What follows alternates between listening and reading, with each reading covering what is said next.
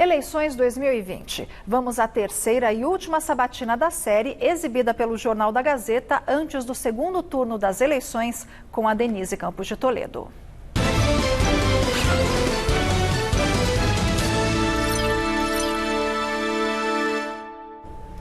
E nesta nossa última sabatina do segundo turno, eu converso com o Guilherme Boulos, que é candidato a prefeito de São Paulo pelo PSOL, tendo como vice a ex-prefeita Luísa Erundina. Guilherme Boulos, boa noite. Boa noite, Denise, a você e a todo mundo que está nos acompanhando na TV Gazeta. Bom, disputando o segundo turno das eleições, a Prefeitura de São Paulo, eu queria saber, como gestor, qual seria a sua preocupação com relação às finanças públicas? A gente está num momento delicado também em relação a isso. Se cobra muito do governo federal responsabilidade fiscal, mesmo com todos os aumentos de gastos. Eu queria saber, você, diante de uma dificuldade financeira, queda de arrecadação, cobrança em termos de credibilidade fiscal, qual seria a sua atuação para equilibrar as finanças e executar todo o seu projeto? Vamos lá, Denise. Ter responsabilidade fiscal é não implodir as contas públicas. Esse compromisso eu tenho. Agora, responsabilidade fiscal não pode ser irresponsabilidade social, como acontece hoje. São Paulo atualmente não tem um problema de contas públicas. São Paulo, aliás, está com 19 bilhões de reais parado em caixa, Denise. Esses são dados que não são meus, são dados do Tribunal de Contas do município no seu último relatório. No meio de uma pandemia, faltando médico, aliás, com a Covid crescendo de novo na cidade e a prefeitura subestimando, espero crer que não seja por razões eleitorais, embora a gente viu a decisão do governador de mexer no Plano São Paulo um dia depois das eleições. É, no mínimo, muito estranho. Agora, falta médico, hospital fechado, né, pessoas desempregadas na cidade e 19 bilhões parado em caixa, isso é irresponsabilidade social. O que eu vou fazer? Nós temos um plano de governo ousado para a cidade de São Paulo, para inverter prioridades, fazer investimentos sociais em saúde, em creche, para que nenhuma mãe deixe de trabalhar porque não tem com quem deixar seu filho, em moradia popular, em geração de emprego e renda, com as frentes de trabalho, que eu já tive a oportunidade de falar aqui na nossa última sabatina, gerar frentes de trabalho em todas as subprefeituras, criando até 50 mil vagas, priorizando a contratação de mão de obra local, para que as pessoas possam trabalhar mais perto de onde moram e para também permitir que a zeladoria da cidade melhore, que os cuidados com a cidade melhorem, não só em época de eleição. Agora a gente tem visto o prefeito, nos últimos 3 meses, quebra a calçada, recapeia a rua, é uma beleza. Mas não fez isso nos últimos 3 anos. Para esse cuidado com a cidade ser permanente, praça, limpeza de córrego e bueiro para poder prevenir enchentes, nós vamos criar as frentes de trabalho. O custo geral, Denise, para entrar no tema fiscal, o custo geral do nosso programa em 4 anos soma 29 bilhões de reais. Existem todas as condições orçamentárias para poder garantir esse fluxo de investimento. E vou te dizer como. Primeiro, utilizando o orçamento já existente. A estimativa do Tribunal de Contas do município é que, tirando os aproximadamente 8 bilhões e meio desses 19 bi, que são atrelados a fundos como o Fundurb, o Fundo Municipal de Saneamento, e que esse dinheiro está parado lá, você tem mais ou menos 11 bilhões livres. Desses 11 bilhões, 2,5 é custeio até o fim do ano para pagar as contas e a prefeitura fechar o ano. Então você vai ter pouco mais de 8 bilhões livres que eu vou receber em caixa se ganhar a prefeitura a partir de janeiro do ano que vem. Nós já temos 8 bi aí. A Prefeitura de São Paulo já mostrou que é possível manter um fluxo de investimento de 5 bilhões ao ano. Foi isso que aconteceu no governo Haddad e foi praticamente isso que aconteceu no governo Kassab. O Dória e o Bruno Covas reduziram drasticamente o investimento da cidade de São Paulo. Por isso que a gente tem esse caixa e por isso que a cidade ficou abandonada nesses anos. Nós vamos retomar o fluxo de investimento que nós tínhamos até 4 anos atrás. Nisso, nós temos 20 bilhões livres para investimento em 4 anos. Né? E mais do que isso, nós vamos cobrar a dívida ativa, Denise. São 130 bilhões, você como economista sabe disso, 130 bilhões de grandes devedores, sobretudo, planos de saúde, bancos. Quem está assistindo a gente paga o seu IPTU, paga ISS, paga os impostos em dia. Agora, por que um grande banco não vai pagar ISS, vai fazer sonegação fiscal na cidade de São Paulo e não é cobrado? Não pode ser assim. Hoje, essa cobrança é muito mal feita porque ela não está digitalizada, ela é ainda no papel, coisa do século passado, e porque cada procurador do município, eu me reuni com eles e fui entender essa situação, cuida de 80, 100 processos cada um.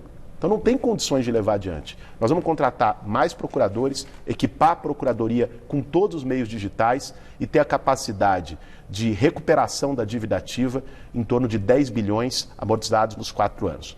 Ou seja, existe dinheiro. O problema da cidade de São Paulo não é falta de recurso, é falta de prioridade. Agora, nós temos algumas perguntas de internautas e telespectadoras. A Ângela Becker quer saber se você iria repor perdas salariais que foram impostas aos funcionários públicos. Eu queria acrescentar uma polêmica recente de uma entrevista sua em relação a contratações para financiar o plano de aposentadoria, né, no município. Como é que você iria administrar a máquina pública, né? Porque a gente sabe que boa parte da população cobra uma eficiência maior e uma redução do tamanho da máquina. Então, incluindo essa questão da Ângela. Vamos lá, Denise. Eficiência na máquina pública é fundamental e o meu comprometimento é esse. Inclusive combatendo os esquemas que existem na gestão atual. Esquema de máfia de asfalto, empresa que é remunerada pela tonelada de asfalto que ela bota, pelo peso e não pelo serviço prestado. Todo mundo já viu isso perto de casa, com certeza. Tem um buraquinho desse tamanho. Chega lá, o tapa-buraco, abre um buraco 5 vezes maior para poder tapar. Essa é a máfia do asfalto na cidade de São Paulo. Nós vamos combater isso e mudar a forma de remuneração. A máfia das empresas de ônibus, a máfia de empresa de lixo. Isso é bom uso do dinheiro público. Tem gente que posa de bom gestor, mas mantém, é conivente, faz vistas grossas com esquemas que atuam na cidade de São Paulo. Comigo, não. Eu não tenho rabo preso com essa turma. Em relação ao funcionalismo público, nós temos que desfazer um mito, Denise. Tem gente que diz que tem servidor público demais.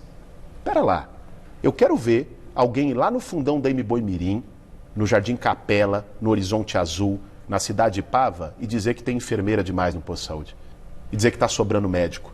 E lá numa creche, no fundão da Zona Leste, no Itaim Paulista, no Lajeado, e dizer que tem creche demais e trabalhadores, professores demais na creche. Não, aí seria a máquina administrativa mesmo, não é? Pois é, eu acho assim, nós temos que fortalecer o serviço público bem gerido na ponta. E não se faz isso sem fortalecer o servidor. Denise, eu sou professor. Eu dei aula na rede pública estadual de São Paulo. Eu sei como os governos do PSDB tratam professor e servidor público. A pão e água, distrata, não tem plano de carreira, não tem reposição inflacionária sequer. Comigo não. Eu vou valorizar os servidores. É que nem um time de futebol, né? Se você tem um técnico, que é o prefeito, que fica brigando com o time toda hora, que trata o time como inimigo, você acha que esse time vai bem? Não vai. Eu vou ter parceria com o time. Você lembrou, e eu não vou deixar isso sem resposta, a declaração sobre Previdência. Eu já tive a oportunidade de dizer, disse isso no programa Roda Viva, disse isso em outros empresas, que o que houve, na verdade, foi uma má expressão, né? Obviamente, eu não acho que você contratar mais servidores por concurso, você resolve o problema previdenciário.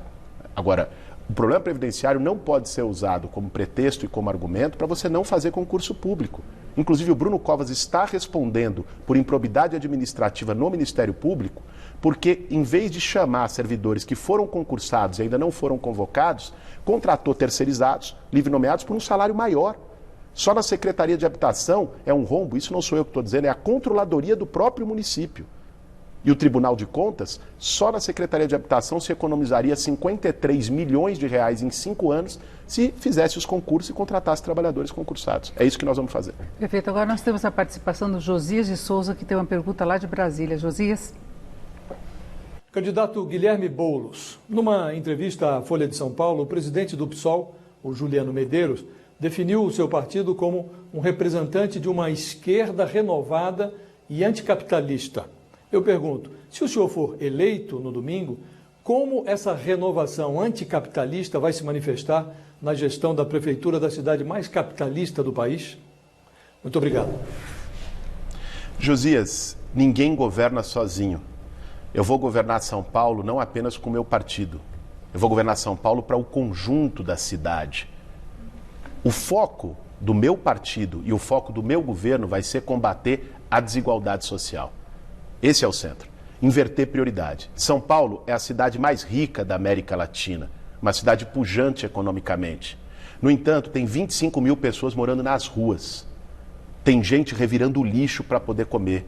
Tem quase 1 milhão de desempregados. Tem gente que não consegue uma creche para deixar seu filho e um médico para ser atendido quando está doente. É esse abismo que eu vou enfrentar na cidade de São Paulo. E vou enfrentar isso levando o serviço público para quem não tem. Vou enfrentar isso investindo de forma prioritária na educação, na saúde. Por exemplo, no tema da saúde, que agora a pandemia, Denise, trouxe com muita força. Você acredita que existe hospital fechado no meio da pandemia? Eu vejo a propaganda do Bruno Covas na televisão e a coisa que eu mais penso é o quanto eu gostaria de morar na cidade daquela propaganda. 8 hospitais novos, coisa nenhuma. O Hospital Sorocabana, na Lapa, que ele disse que abriu, está com 1 andar aberto e 7 fechados. O Hospital da Brasilândia começou a ser construído no governo anterior, que ele disse que abriu, só está com 12% dos leitos abertos. Vá lá em Hermelino Matarazzo e veja o Hospital Menino Jesus, abandonado, fechado. Comigo não vai ser assim. Nós vamos investir pesado para reabrir os hospitais, vamos fazer concurso público para contratar mais médicos, enfermeiros e outros profissionais para atuar nas periferias, que é onde mais está faltando, e vamos fazer as UBSs funcionarem também no período noturno e nos finais de semana para reduzir as filas de atendimento e de exame. Agora, Boulos, você teria uma conversa com as grandes empresas que são geradoras de emprego, assim, mesmo sendo um partido de esquerda, complementando até o que o Josias disse, porque há uma grande preocupação quando se fala num partido de esquerda assumindo uma cidade como São Paulo, que em muitos casos precisa de estímulo, de negociação, para que se possa consolidar investimentos. Denise, não sei se você viu, hoje saiu uma matéria na Folha de São Paulo, colocando dos encontros que eu tive nas últimas semanas com uma série de empresários da cidade, de vários ramos. Né? É evidente que para governar São Paulo não se pode ignorar o papel que tem o investimento privado na cidade. E eu, como prefeito, vou ter que dialogar com a cidade toda, não só com as pessoas que eu concordo.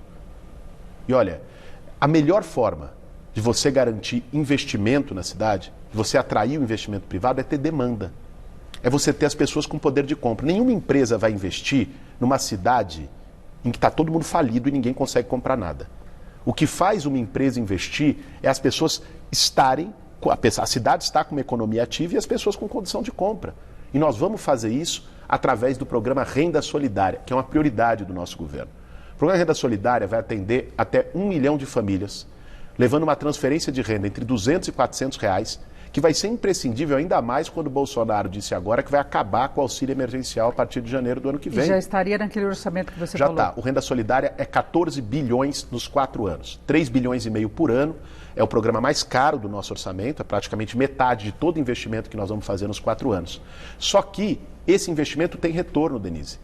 Porque quem recebe R$400, alguém que está necessitando, que está no limite, às vezes até com dificuldade de botar comida na mesa, e recebe R$400 no fundão da cidade, onde é que ela vai gastar? Essa dona de casa ou esse pai de família vai gastar isso na padaria, no açougue, no mercado, na farmácia do bairro. Isso vai aquecer a economia, vai fazer a economia girar, vai estimular a geração de emprego. Esse é o que vocês, economistas, chamam de efeito multiplicador.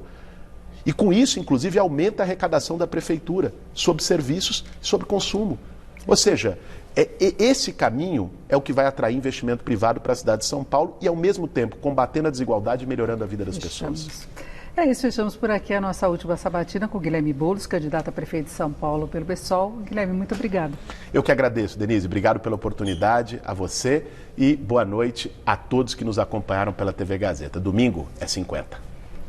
Com vocês.